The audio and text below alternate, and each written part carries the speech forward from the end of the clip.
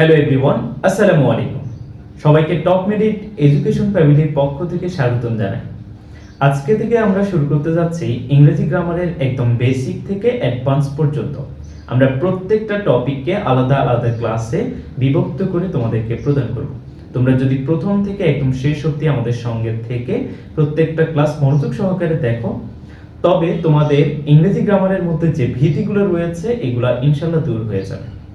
চলো কথা না বাড়িয়ে আজকের প্রথম ক্লাসটা আমরা শুরু করি। আজকের যে ক্লাসটা সেটা হচ্ছে সেন্টেন্স সম্পর্কে। আজকে আমরা সেন্টেন্স সম্পর্কে জানবো। তাহলে সেন্টেন্স কি?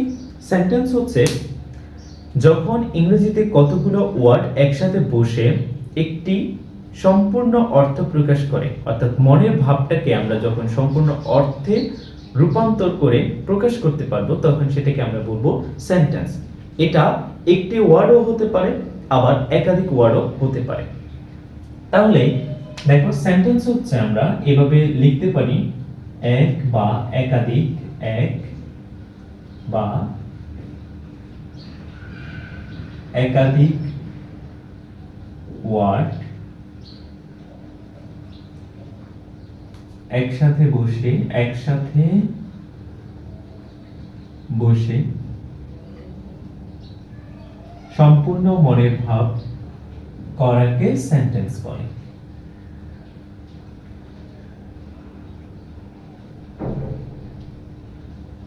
অর্থাৎ আমরা আমাদের মনের মধ্যে যত আবেগ, দুঃখ, কষ্ট অথবা কোনো কিছু সম্পর্কে আমরা বর্ণনা করি তখন কিসের মাধ্যমে করি?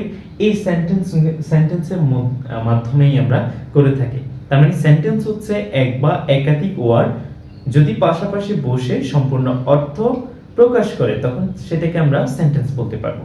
যেমন আমি যদি এখানে লিখি, কতগুলো ওয়ার্ড একটু সাজিয়ে সুন্দর করে লিখলাম যে Robin was going to school.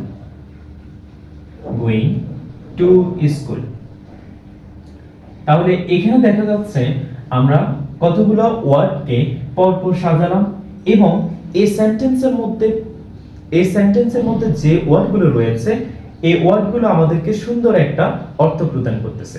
তার মানে এটা একটা সেন্টেন্স। এখন আমি যদি এখানে যে ওয়ার্ডগুলো রয়েছে এগুলোকে একটু এভাবে দিই, যেমন গোয়িং, তারপর ওয়াজ দিলাম, তারপর রবিন দিলাম, ঠিক আছে, আমাদের ইচ্ছা মতো আমরা সাজিয়ে দিলাম, মানে ইচ্ছা মতো দিলাম, কোনো গ্রামারের রুলস কিছুই মানলাম না।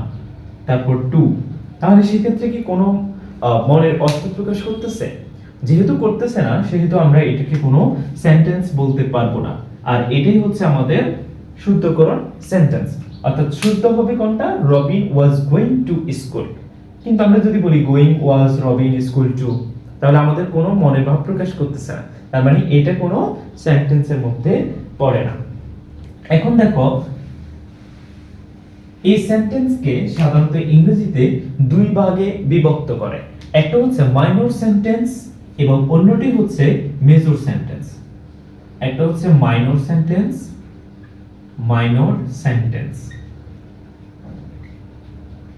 এবং অন্যটি হচ্ছে মেজর সেন্টেন্স। তাহলে আমরা বলতে পারি সেন্টেন্স হতে দুই প্রকার, একটা হচ্ছে মেজর সেন্টেন্স আর একটা হচ্ছে মাইনর সেন্টেন্স। তাহলে মাইনর সেন্টেন্স কাকে বলে? মাইনর সেন্টেন্স হচ্ছে সেটা যা একটি মাত্র শব্দ বসে আমাদের মনের ভাব প্রকাশ করে, তখন সেটাকে আমরা বলবো মাইনর সেন্টেন্স। তাহলে একটি মাত্র শব্দ, আর এখানে মনে রাখবা এখানে কোনো ভার্ব থাকে না, অর্থাৎ এগুলোকে ভার্বলেস সেন্টেন্স বলে। তাহলে আমরা লিখতে পারি একটি মাত্র শব্দ বা ওয়ার্ড, একটি মাত্র শব্দ বা ওয়ার্ড সেন্টেন্সকে কি বলে? মাইনর সেন্টেন্স বলে। আমি এখানে মুছে দিলাম, এই অংশটুকু একটু নিচে লিখবো, মাইনর সেন্টেন্স বলে। আশা করি বুঝতে পেরেছো। তাহলে দুই নম্বরে হচ্ছে কি? Major sentence. তাহলে মেজর সেন্টেন্স কাকে বলে? মেজর সেন্টেন্স হচ্ছে একাধিক শব্দ একাধিক শব্দ এখানে বুঝতে পারবে, ঠিক আছে? তাহলে আমরা লিখব একাধিক শব্দ পর পর বসে মনের ভাব সম্পূর্ণ প্রকাশ করে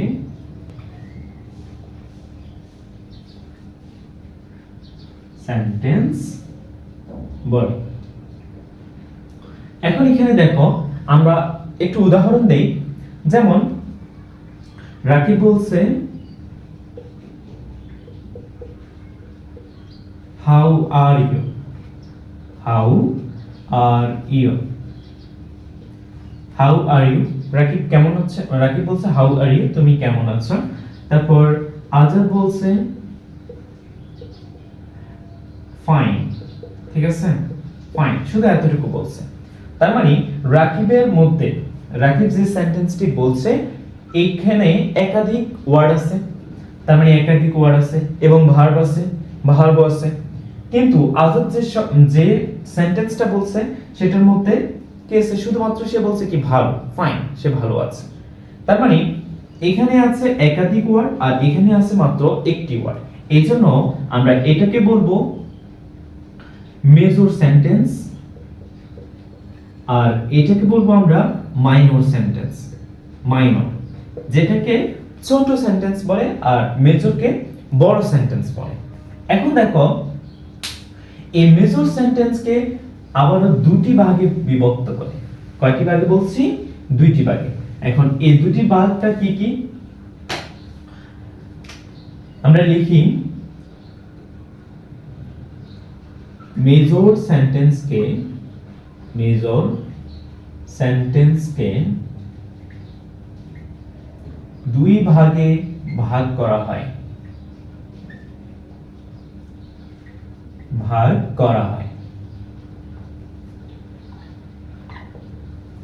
মেজর সেন্টেন্সকে দুই ভাগে ভাগ করা হয়, তাহলে এগুলো কি কি হতে পারে?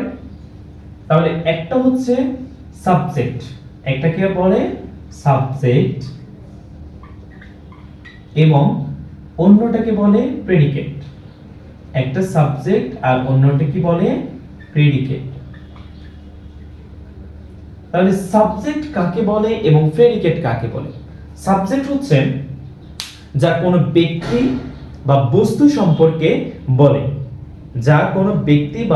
সম্পর্কে বলে, তাই হচ্ছে সাবজেক্ট। তাহলে প্রেডিকেটটা কি হবে? সাবজেক্ট সম্পর্কে যা কিছু বলা হয় তাই হচ্ছে কি? প্রেডিকেট। তাহলে আমরা একটু উদাহরণ দিতে পারি, যেমন Rajib was driving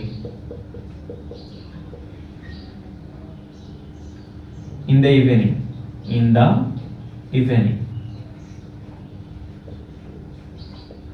Rajiv was driving in the evening.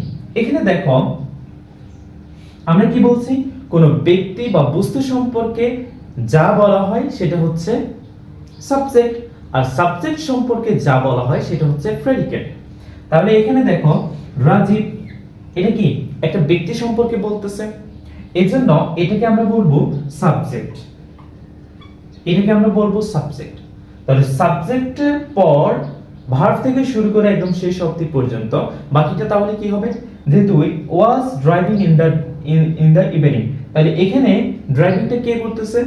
Rajib করতেছে। তাহলে সাবজেক্ট সম্পর্কে বলতেছে, যেহেতু এখানে সাবজেক্ট সম্পর্কে বলতেছে তার মানে এই পুরো অংশটা কি হবে? এই পুরো অংশটাই হবে প্রেডিকেট। তাহলে আমরা বলতে পারি এটা হচ্ছে প্রেডিকেট। আশা করি সবাই বুঝতে পেরেছ।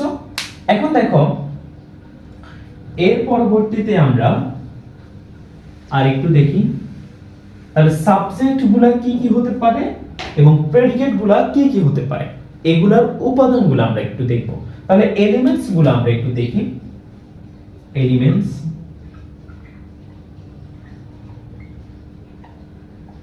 তাহলে আমরা এলিমেন্টস গুলো একটু দেখি কি কি হতে পারে। প্রথমত হচ্ছে সাবজেক্ট সম্পর্কে আমরা দেখি।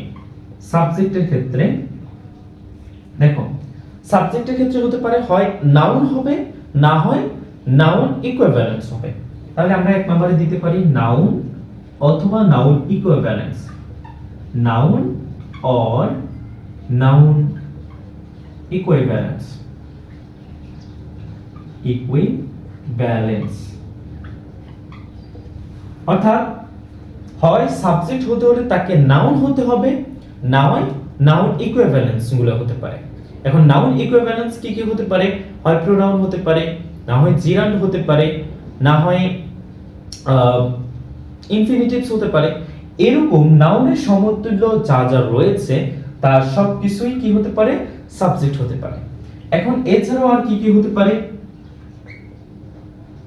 প্রি মডিফায়ার হতে পারে, প্রি মডিফায়ার, প্রি মডিফায়ার এবং পোস্ট মডিফায়ার, পোস্ট মডিফায়ার।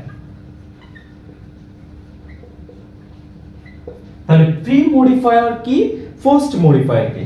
আমরা এখানে নাউন অর নাউন ইকুইভ্যালেন্স তো বুঝেছি। নাউন হচ্ছে কি কোন ব্যক্তি, বস্তু, স্থান, কাল এগুলার কি নামকে বোঝায়। তাহলে যে ওয়ার্ড দ্বারা কোন ব্যক্তি, বস্তু, স্থান ইত্যাদি নামকে বোঝায় সেটা হচ্ছে নাউন। আর নাউনের সমমান যেগুলো রয়েছে সেগুলোকে বলে নাউন ইকুইভ্যালেন্স। যেমন হতে পারে কি কি বলছিলাম আবার আরেকবার বলি। একটা হচ্ছে প্রোনাউন হতে পারে, জেরান্ড হতে পারে, ইনফিনিটিভ হতে পারে, অথবা নাউন ফ্রেজ হতে পারে। এই যে এই সকল সবকিছুই হচ্ছে কি নাউন ইকুইভ্যালেন্ট। এখন প্রি মডিফায়ার কি এবং পোস্ট মডিফায়ার কি? প্রি মানে কি পূর্বে, আর পোস্ট মানে কি পরে। তাহলে নাউনের পূর্বে বসে যে নাউন ফ্রেজটা গঠন করা হয় সেটাকে বলা হয় প্রি মডিফায়ার, আর নাউনের পরবর্তীতে বসে যে নাউন ফ্রেজটা গঠন করা হয় সেটাকে বলে পোস্ট মডিফায়ার। তাহলে প্রি মডিফায়ার এবং পোস্ট মডিফায়ার বুঝতে পেরেছেন। যেমন প্রি মডিফায়ারের আমি যদি একটা উদাহরণ দেই, যেমন a beautiful, beautiful girl, a beautiful girl. এখানে গার্লের পূর্বে, এখানে গার্লের পূর্বে গার্লটা কি একটা নাউন। তাহলে এই গার্লের পূর্বে যে অংশটা বসছে অর্থাৎ পূর্বে বসছে, আগে বসছে, এই পুরে আগে বসে মানে নাউনের আগে বসে পুরো অংশটা কি হয়েছে? একটা নাউন ফ্রেজ হয়েছে। যেহেতু এটা একটা নাউন ফ্রেজ হয়েছে সেটাকে আমরা বলবো প্রি মডিফায়ার, আর এটা সাবজেক্ট এলিমেন্ট। ঠিক আছে। আর পোস্ট মডিফায়ার কি হতে পারে? যেমন the boy, the boy in the blue shirt, blue shirt. তার মানে এই পুরো অংশটা, এই পুরো অংশটা দেখো কি হয়েছে? সাবজেক্ট হয়েছে। এখন এই যে নাউনটা আছে এই নাউনটার পরে যে অংশটা আছে ইন দা ব্লু শার্ট, এই পরের অংশটা কি বোঝাচ্ছে? Post modifier. যেহেতু নাউনের পরে বসছে, যেহেতু এই যে নাউন বয়টা আছে এর পরে বসছে কি ইন দা ব্লু শার্ট, এই অংশটা বসে এটা কি একটা নাউন ফ্রেজ তৈরি করছে। আর এটাই হচ্ছে কি আমাদের একটা সাবজেক্ট। আশা করি সবাই বুঝতে পেরেছো। আমরা এর পরবর্তী ক্লাসে প্রেডিকেট সম্পর্কে আর একটু বিস্তারিত জানবো। এর পরবর্তীতে আমরা আরো অনেকগুলা ক্লাস বের হবে ইনশাআল্লাহ। সবাই সবগুলা ক্লাস ধৈর্য সহকারে দেখলে এই গ্রামারের মধ্যে আমাদের যে ভীতিটা আছে এগুলো দূর হয়ে যাবে। সবাইকে পরবর্তী ক্লাসের জন্য, ক্লাসগুলো দেখার জন্য আমন্ত্রণ রইল। সবাই এই পর্যন্ত ভালো থেকে সুস্থ থেকো আর আমার জন্য দোয়া করো। আল্লাহ হাফেজ।